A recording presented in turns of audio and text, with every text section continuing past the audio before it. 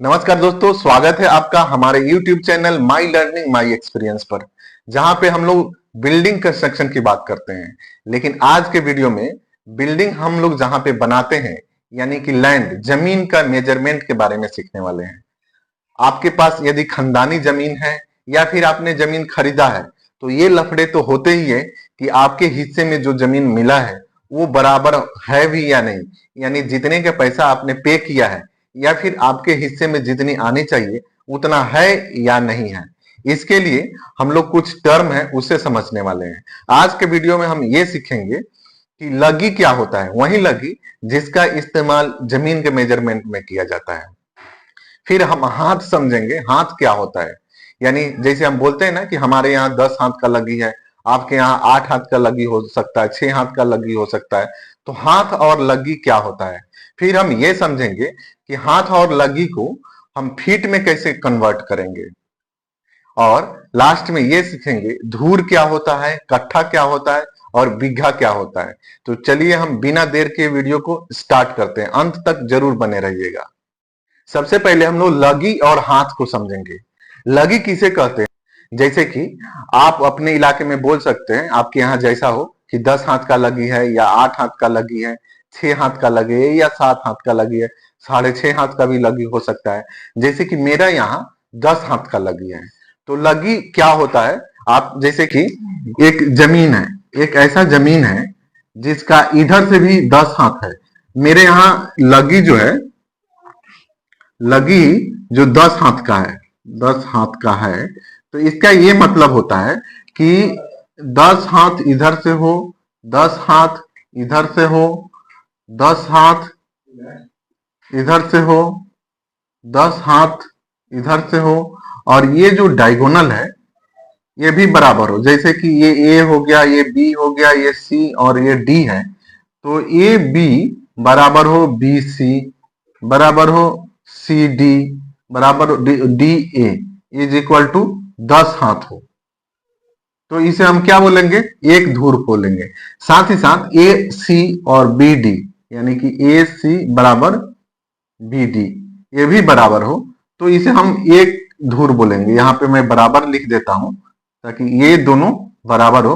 तो इस जमीन को क्या बोल सकते हैं, एक धूर बोल सकते हैं, एक धूर। तो लगी को आपने समझ लिया कि लगी का क्या मीनिंग होगा। यदि आपके यहाँ 10 हाथ का जगह 6 हाथ का लगी है, यानी 6 हाथ का है, तो आप इसके जगह 6 हाथ रखेंगे। अगर आपके यहाँ 8 हाथ है तो इसके जगह 8 हाथ का लगी रखेंगे। मेरे यहाँ 10 हाथ का लगी है, इसलिए मैंने 10 हाथ का रखा है। अब हम लोग हाथ को समझते हैं। हाथ क्या होता है, हाथ का मतलब जैसे कि ये जो मेरा हाथ है, यहां से लेके यहां तक, इसको हम हाथ बोलते हैं। और जमीन के मेजरमेंट में एक हाथ बराबर होता है 18 इंच का, और 18 इंच को आप 1.5 फीट भी बोल सकते हैं या फिर 1 फीट 6 इंच भी बोल सकते हैं। जिस तरह से आपको बोलना है बोलिए। हर जगह, चाहे मेरे यहाँ, आपके यहाँ या कहीं और भी, एक हाथ का मतलब 18 इंच ही होता है। ऐसा नहीं है कि मेरा हाथ की लंबाई अगर 19 इंच हो या 17 इंच हो तो मेरे हाथ से मेजरमेंट करेंगे, ऐसा नहीं है। एक हाथ मतलब 18 इंच। ये कंफ्यूज नहीं होना है कि सबका हाथ का लंबाई अलग अलग होगा, तो किसी लंबे आदमी के हाथ से अगर मेजरमेंट होगा तो जमीन तो कम पड़ जाएगा। तो ऐसा नहीं है, आपको 18 इंच ही पकड़ना है। तो एक हाथ इज इक्वल टू 18 इंच हम बोलते हैं।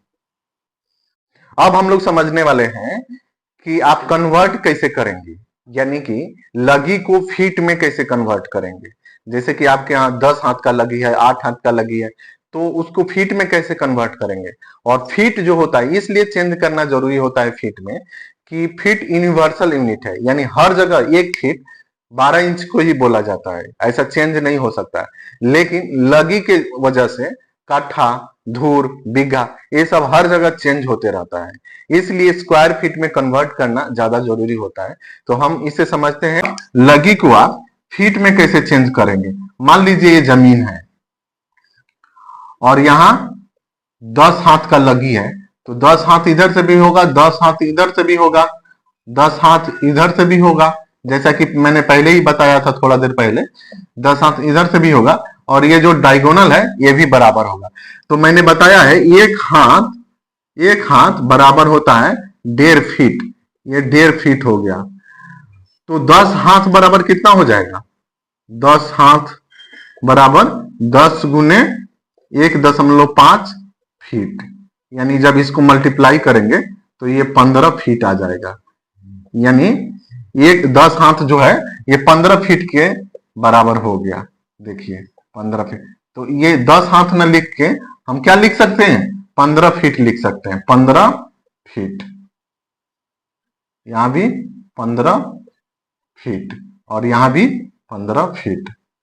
और ये डायगोनल तो बराबर होगा ही, जितना भी होगा उतना बराबर ही होगा। अब देखिए इस तरह का अगर स्क्वायर रहे, आपके पास स्क्वायर रहे, तो इसका एरिया कैसे निकालते हैं? Side into side. एरिया कैसे निकालते हैं? एरिया बराबर साइड गुने साइड, यही करते हैं ना। तो साइड क्या है? 15 फीट, 15 गुने 15 is equal to 225 square feet, SQ feet square feet.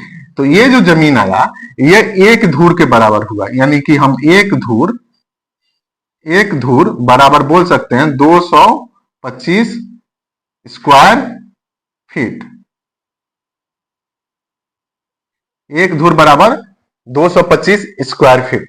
यदि आपके पास लगी अलग हो, जैसे 8 हाथ का लगी हो, 7 का हो या 6 हाथ का लगी हो, तो फिर एक धूर बराबर जो 225 स्क्वायर फीट आया है कुछ और आ सकता है।